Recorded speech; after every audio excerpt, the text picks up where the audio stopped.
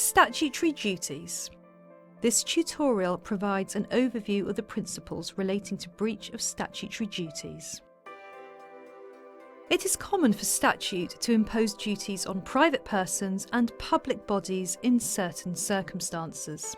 Some statutes will contain express provision for a claim to be brought by any person who suffers damage or loss as a consequence of a breach of the relevant duty, whilst others expressly prohibit any such claims being brought. On occasion, the statute may be silent, and it will be unclear whether any cause of action exists. Breach of statutory duty.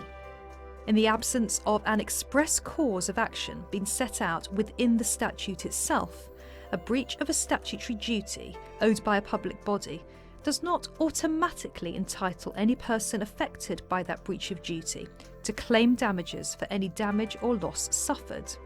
As the court observed in X minors, the breach of a public law right by itself gives rise to no claim for damages.